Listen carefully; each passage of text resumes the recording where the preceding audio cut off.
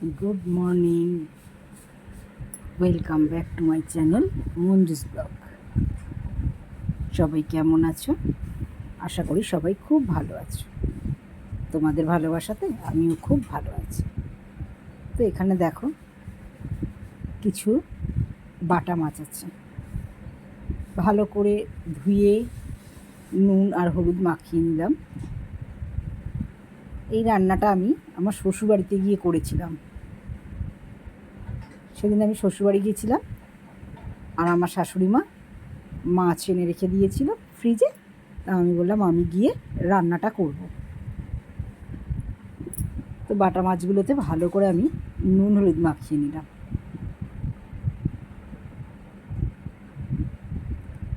ওখানে মাছ রান্না করতে করতে কিছুক্ষণ ধরে দুজনে গল্প টল্প করে শাশুড়ি মা বসে বসে গল্প করেন আর আমি এখানে বসে বসে এখানে সব নুন হলুদগুলো মাখিয়েটাকে রেডি করে রেখে দিলাম।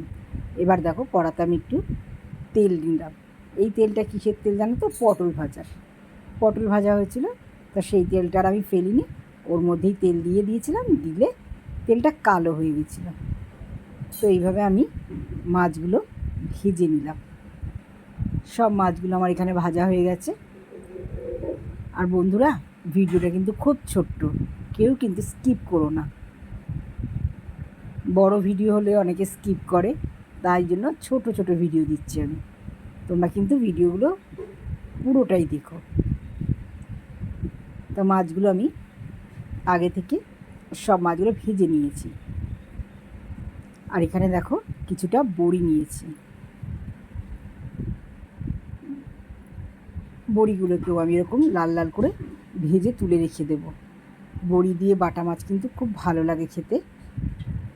অনেকে অনেক রকমভাবে করে, কেউ সর্ষে দিয়ে করে, কেউ দই দিয়ে করে, দই বাটা করে, কেউ আবার পেঁপে দিয়ে, আলু দিয়ে, কাঁচকলা দিয়ে করে। তা আমি আজকে আর কিছু দিইনি, কারণ এর সঙ্গে অন্য একটা আইটেম ছিল বলে আমি বলেছিলাম যে তাহলে বাটা মাছটাকে আমরা এইভাবেই করব।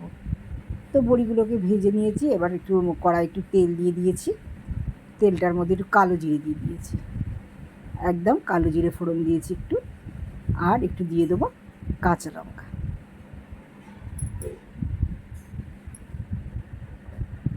তো কাঁচা লঙ্কাটা একটু ভালো করে ভাজা ভাজা মতো হয়ে গেলে ওর মধ্যে আমি নুন আর হলুদ দিয়ে দেব। কারণ প্লেন রান্না না আমার তো ভীষণ ভালো লাগে। প্লেন রান্না অনেকেরই ভালো লাগে। তেল মশলা আমার খুব একটা ভালো লাগে না। তেল মশলা রান্না খাওয়া আমি একদমই পছন্দ করি না। আমার সব রান্নাই একটু সাদা মাটার মধ্যেই হয়। তো যাই হোক, আমি ওর মধ্যে দেখো লঙ্কাগুলোকে ভালো করে ভেজে নিয়েছি। আর যেহেতু শুধু লঙ্কা দিয়ে, লঙ্কা আর কালো জিরে দিয়েছি বলে একটু লঙ্কাটা বেশি দিয়েছি, যাতে একটু ঝাল ঝাল মতো হয়। আর কাঁচা লঙ্কার ঝালে তো কোনো প্রবলেম নেই। তার সঙ্গে একটু দিয়ে দিলাম নুন আর হলুদ। সব কিছু দেওয়ার পরে ওর মধ্যে দিয়ে দিলাম একটু জল। জলটাও খুব অল্প পরিমাণ দিয়েছি, খুব একটা বেশি দিইনি।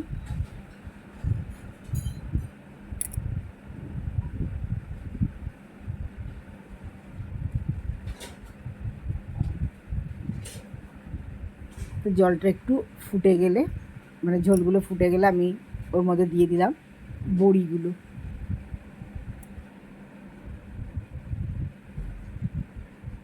দেখো একটু জলটা ফুটে উঠেছে। এবার আমি ওর মধ্যে দিয়ে দেবো একটা একটা করে মাছ। সব মাছগুলোই আমি ওর মধ্যে দিয়ে দেব। আমার শাশুড়ি মা বলেছিলেন যে পেঁপে আছে, পেঁপে দিয়ে করবে, পেঁপে ঝিঙে দিয়ে। আমার না ভালো লাগছিল না পেঁপে ঝিঙে দিয়ে খেতে। তাই বললাম না, একটু এইভাবেই করি। কারণ এটা তো শুধু মাছ দিয়ে খাওয়া হবে না, এর সঙ্গে অনেক রকমের পদ হয়েছিল সেদিনকে। তা সেই জন্য আমি এই মাছটাকে এইভাবেই রান্না করেছিলাম। একটু জিরের গুঁড়ো দিয়ে দিলাম।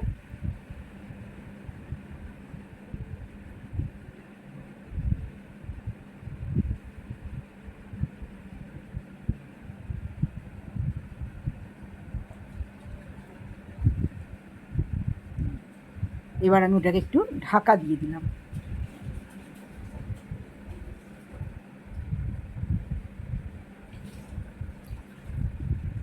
বেশি ফোটাবো না, মাছ বেশি ফোটালে মাছ নরম হয়ে যায়, খেতে টেস্টও হয় না।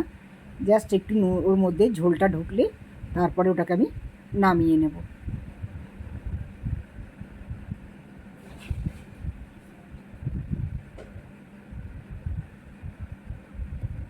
দেখো আমার মাছটা হয়ে গেছে, এবার আমি ওটাকে নামিয়ে নেব।